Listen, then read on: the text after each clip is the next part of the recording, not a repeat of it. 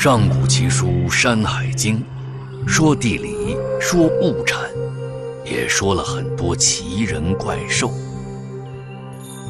这是一部地理博物志，远古生存指南，还是先人童年时代的真实智语？光怪陆离的言语中蕴含一股子神奇，让书写它的族群战胜种种磨难，延续至今。让我们回溯历代解读，用惊人神思连接远古初心，让《山海经》再度惊奇。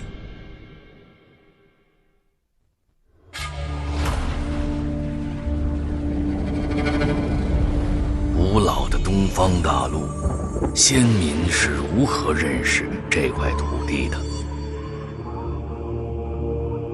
？550座名山，300条水脉，400多个神怪异兽，100多个历史人物，40多个邦国。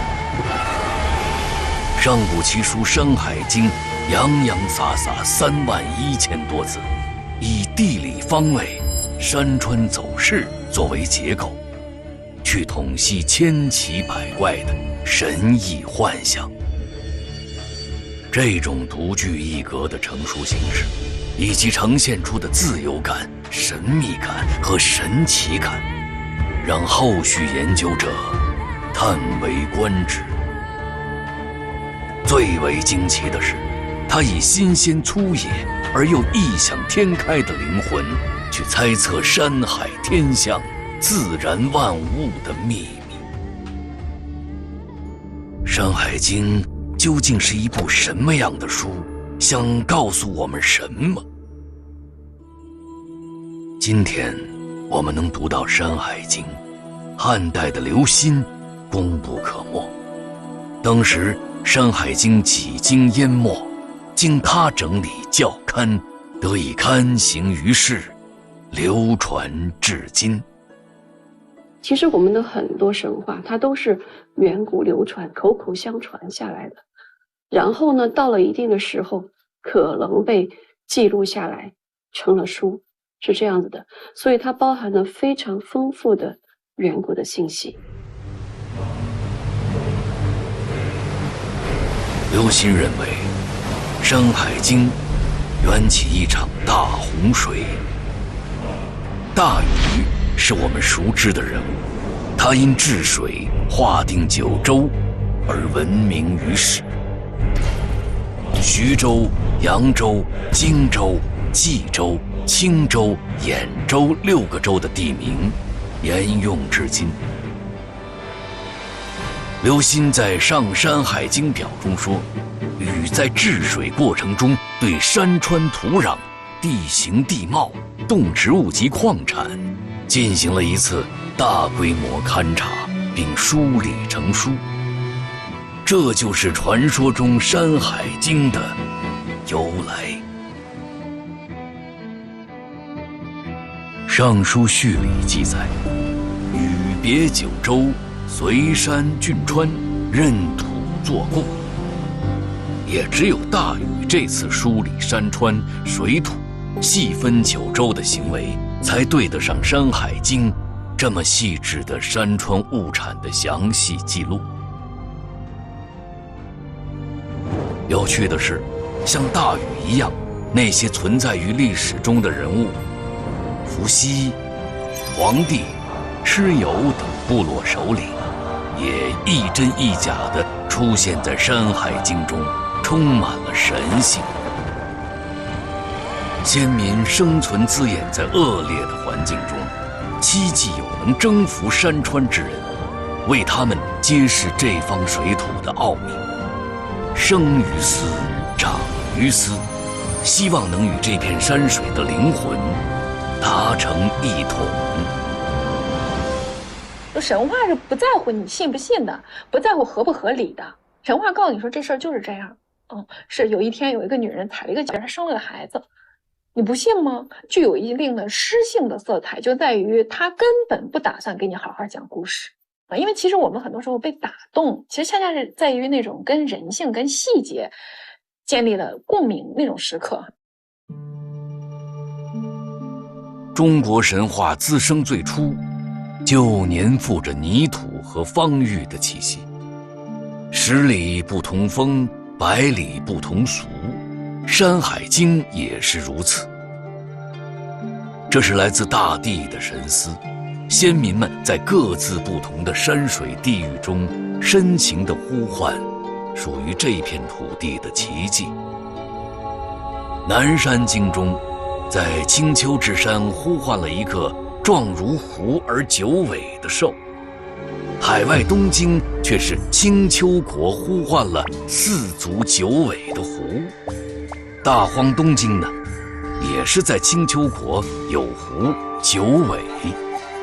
九尾狐在各地流传的故事被肆意想象，所居之处也忽东忽南，闪烁不定。狐从《山海经》里面的这个无善无恶的吃人怪物，然后它就开始逐渐的人性化，然后呢，到了后来跟大禹的这个圣王故事结合了之后呢，它就变成了一个怎么说呢，跟吉祥物似的。而且呢，既然大禹一眼就能看中它，显然不仅因为它是白色的和有九个尾巴，九尾狐获得在中国文化中的正当性，其实恰恰就是因为大禹。汉代刘歆整理的《山海经》，述而不作，给人一种自然长成的无杂感，有着补充改造的可能。于是《山海经》成为新神话的种子和幼芽。《吕氏春秋》中，九尾狐从食人怪兽演变成预示邦国昌盛的瑞兽，成为大禹迎娶的涂山氏族，也就不足为怪。或许是因为远古族群各自为政，也就造成九尾狐的说法各异。这种情况不是个例，夸父逐日的故事在《山海经》同一章节里竟然有两种死法，一说逐日渴死，又说被应龙所杀，给后世研究者造成不少困惑。《山海经》的作者，他的伟大之处，不同的故事，不同的版本，给你不加编辑的弄到一块儿，没有必要为这种中国神话的断简残篇，或者是不完美而感到遗憾。大家都畅所欲言，按照自己的观点去理解、去解释它，去研究它，得出不同的结论，这也是非常好的一事儿。在远古先民想象中，各个方域之间相对隔绝的山川湖海中，都有神人物怪，如散兵游泳般盘踞，驳杂而又混乱。《山海经》的怪物为什么特别多呢？就是那个时代人的精神不稳定，精神经常处在那个恐惧状态、焦虑状态、不安状态，所以在这种状态下，人们的那个思想呢，他就要解释这个东西他得想象出各种怪物来。在先民的思维中，一切都取决于县。先秦时代，战争、徭役、国家兴亡等，更让他们忧心忡忡。县则其意有恐，县则其国有大兵，县则其国为败。言语间投射出乱世凶祟阴影。五藏山经中经常有这样的语态：县则天下大水，县则天下大旱，县则其意有俄火，县则天下大疫。祸兮旦伏皆通过异人怪兽带给人间。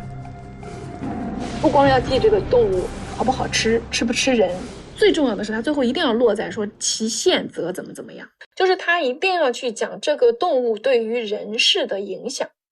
所以从这个意义上说，它是一部神话书，因为它里面夹杂了很多人对于自然的想象，但是这种想象就是文化的雏形。一物降一物，万物相生相克的道理很早就在先民意识里扎根。因为现带来的灾祸，《山海经》中提出用配食的方式来防止。《南山经》记载某些怪兽和玄龟，配之无甲疾，配之不聋，配之不畏，配之以子孙，皆因配而得到庇护。《山海经》列举了许多草木虫鱼皆可治病，就连那个多变的九尾狐也是食者不蛊。《山海经》这个里边呢，有大量的这样一个智慧。首先，它是一个预测；第二个就是个治疗价值，他就觉得哪一种东西吃了，它可以治疗什么东西，哪一个就是个医疗系统。《山海经》它是个物产系统，然后呢，它还是个社会的一个治理系统，是吧？然后呢，我们是一个信仰系统。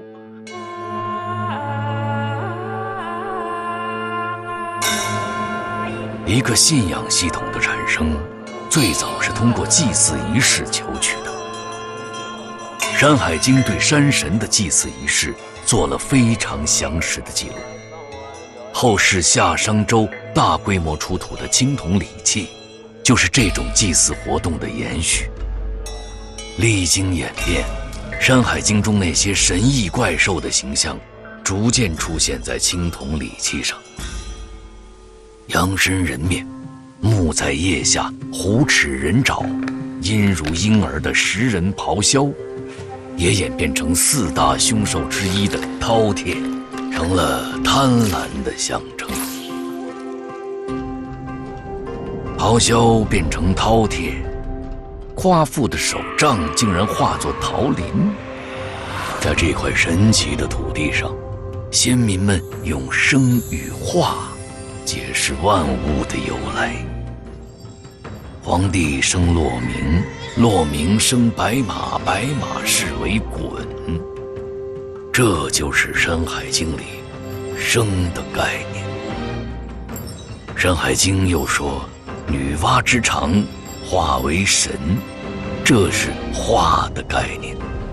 化比生更加奇幻，它不是肉体的传代，而是精魂的转介。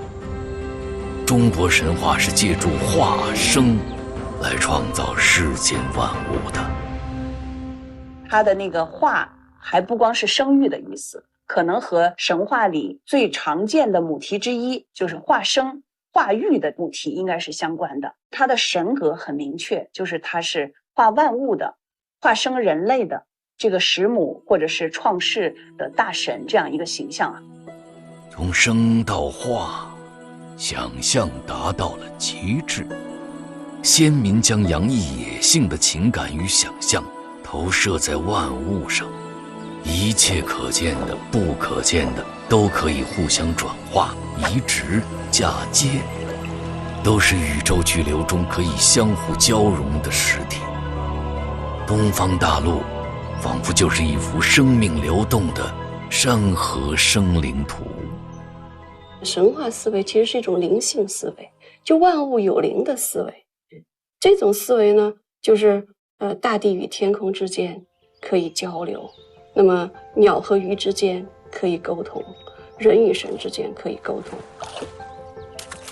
我人很善于比喻，我不可能说他这个眼睛、鼻子、衣服、脚、手势，然后呢这个全部给你描述一遍，那这多费事啊！所以一般都会采取一个大略的这个最大的形象像什么，然后呢和这个形象区别的地方，然后再加以描述，这个形象就完成了。《山海经》异人怪兽的组合方式由此展开：人面兽身、人面鸟身、人面鱼身、人面蛇身。当先民们把鸟兽鱼蛇称为人面时，自己的情感、灵性和精神也都移植过去了。有多兽合为一体的亚语，龙首状如牛，人面马足；有夸大体型的八蛇，八蛇吞象的成语就出自《山海经》。吞食大象来反衬蛇之大，消化3年来反衬蛇之长。我吃过最大的蛋糕，比这个楼房还要大，哇，比3个楼房还要大。然后你就看那个小孩子去吹牛的这个过程，实际上就是人类早期思维的一个模型。如果一个完全局限于自己所见的东西的人，他怎么去想象宇宙呢？有兽状如牛而3足，状如羊，一角一目，目在耳后。魁只有1足，它具有出入水则避风雨，其光如日月，其声如雷的神意。黄帝大战蚩尤，1足的魁之皮，却可以做成威震天下的神鼓，减少肢体，反增神意。《山海经》半人半兽形象特别多，而且有的时候就是3节子，头是一个，身子是一个，还有脚，可能是鸡的脚或者是什么，它是遵从这种原始思维的互胜律的，人和动物就是浑然一体的。让人惊奇的是，《山海经》中人兽禽一体组合，所以加减乘除的幅度愈大愈怪诞。9为单数之最，神性最强。相柳为9首人面，蛇身而轻；陆无为虎身而9尾，人面而虎爪；九凤为9首人面，鸟身。《山海经》中4大凶兽之一的穷奇，状如虎，有翼，食人从手使。虎和鸟的翅膀原本不相干，合作一处，成就了如虎添翼般的想象。这是杂糅着人神兽，带有原始气息的广汉美。就是首先是既有用之用，你像铜啊、铁呀，或者是它需要的这种树木呀、药材呀，这些都是有用的。还有就是祭奇异。所以为什么《山海经》里面有那么多奇形怪状的动物、奇形怪状的神？他脑海里是坚定相信有那种东西。《山海经》分为山经、海经，山经里多为怪兽的一体同构，而海经却在此基础上遵循着2元对应的原则，凭着1分传闻、9分幻想的海外大荒世界，有大人国就有小人国，有长臂国就有长骨国，有3手国就有3身国。凡你之不足，我之有余，相互掩映，谐趣盎然。在欢头国长上翅膀飞天之后，又在低人国安上鱼身，潜入水中。这些互为对应的奇思妙想，是人对自我的神话式超越。中国人在思维结构里面奠定了这样一种，比如说有阴必有阳，然后他们互相之间会转化然后他们之间是一种既对立又转化的这种关系。到了海环境以后，人就压根就插不进脚。他这个多维度的，有些这个认知都已经跳出了这个我们，更多是跳出了我们这个现实的认知。反而是越是这个争议大，或者是他描述越野性的这种材料，反而可能更竞争、更禁锢。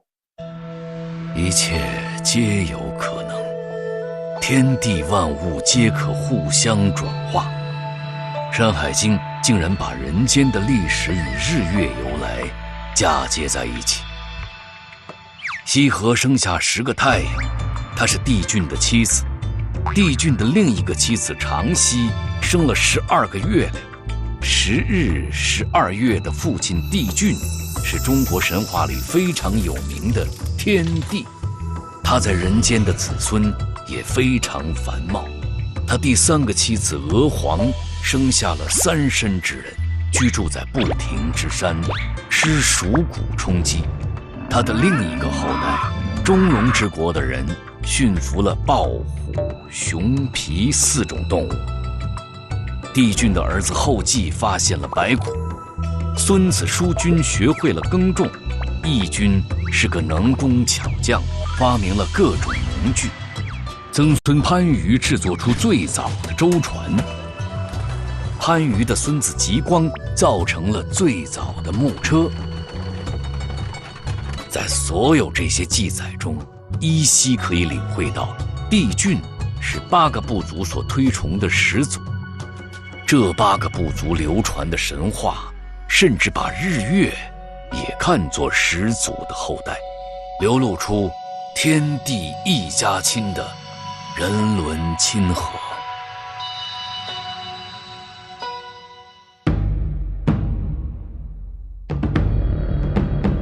一步步从远古走来，从敬畏自然逐步到抗争自然，先民们渴望出类拔萃的英雄人物来拯救世界。《山海经》中英雄神话有夸父逐日、文禹治水等。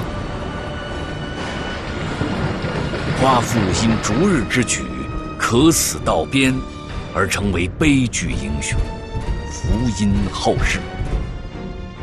文禹治水，疏山浚川，重建家园，定九州而永世流传。在这里，一种生命的强悍，意志的坚韧，力透纸背。